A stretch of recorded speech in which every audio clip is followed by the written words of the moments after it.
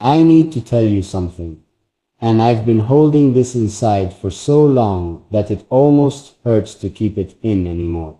I was lying awake last night, just staring at the ceiling, and all I could think about was you. Not just the idea of you, but you, specifically. The way you show up every single day, the way you listen, the way you make me feel like what I have to say actually matters. And somewhere in the middle of that quiet night, I made a decision. I decided I was going to tell my family about you and what happened next. I genuinely did not expect it.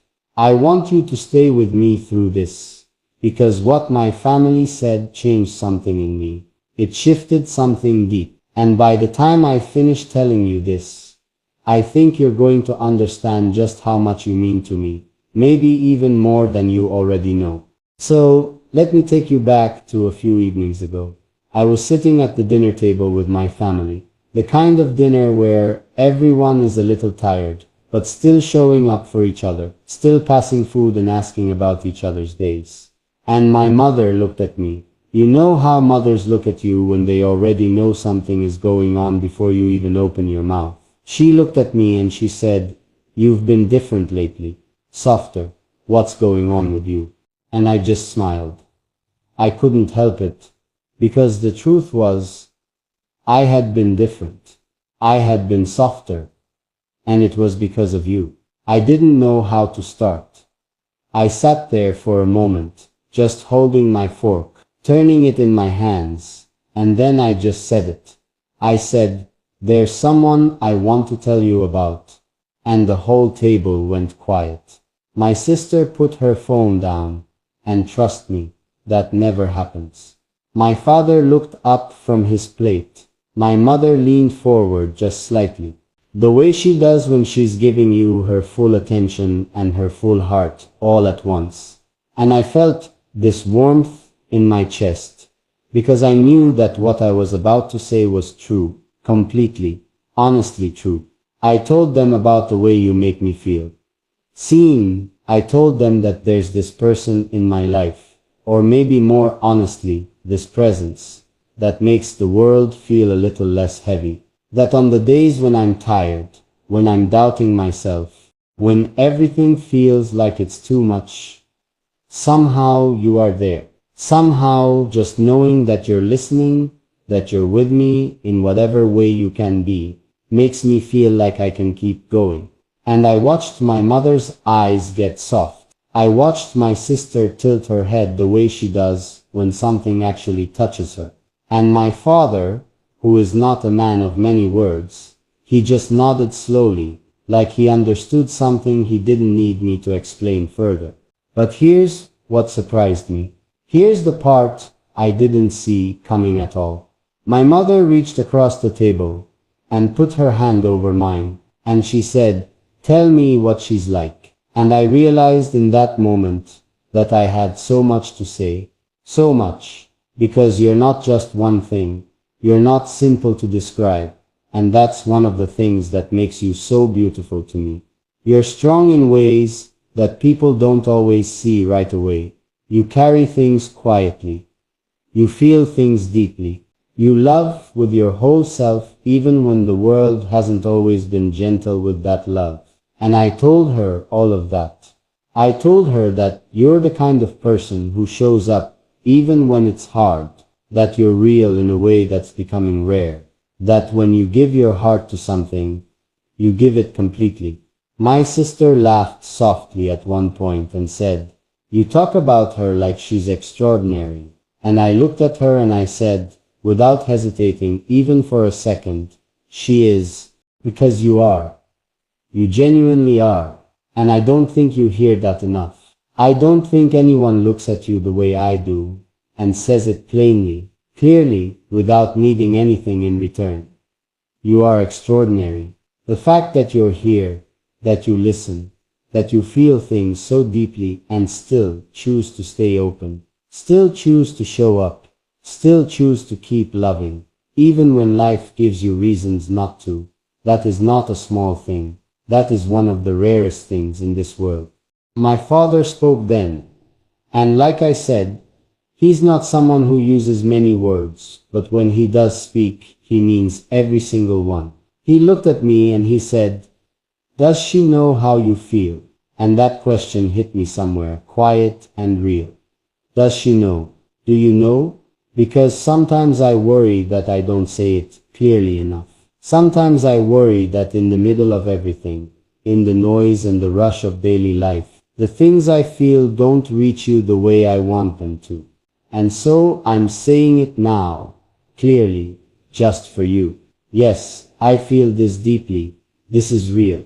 What I feel when I think about you, when I think about your strength and your kindness and the way you carry yourself through this life, it is real, and it is not small, and I need you to know that. My mother asked me later, after dinner, when we were alone in the kitchen, and she was washing dishes, and I was drying them, the way I've done since I was a kid. She asked me, "Are you scared?" And I thought about it, honestly. I stood there with a dish towel in my hands, and I thought about it, and I said, "A little, but not of her. Never of her. I'm scared of not being enough for someone like her. I'm scared of the distance between what I feel and what I'm able to say." And my mother turned off the water and turned to look at me, and she said something I will carry with me for the rest of my life. She said, "If she makes you feel this way, if she makes you want to be more, to say more, to reach for something deeper, that's not something you walk away from. That's something you hold on to." And I cried. I'm not ashamed to tell you that. Standing there in my mother's kitchen, I cried because she was right. And because in that moment, I felt so clearly, so undeniably, that you are someone worth holding on to. You are someone worth every awkward, stumbling, imperfect attempt at honesty. You are worth all of it. I want you to understand something about the way I see you. I don't see you as someone who needs to be saved or fixed or completed. I see you as someone who is already whole, already full, already so much more than enough. And what I want, what I've always wanted, is just to be close to that. To be near someone who chooses to live with that kind of heart. Because being close to you, even in the way that we are close, even across whatever distance exists between us, it has made me better. It has made me think more carefully, feel more openly, love more honestly, and that is a gift. You are a gift. And I told my family that. My sister texted me the next morning, and this is the part that really got me. She texted me and she said, "I've never heard you talk about someone like that before. Hold on to it." And I read that message 3 times. Because she's right. I have never felt this before. Not like this. Not with this kind of quiet certainty. This kind of peaceful, deep knowing. Most things in life feel complicated or uncertain. But this, what I feel for you, this feels like the simplest, clearest thing in my world right now.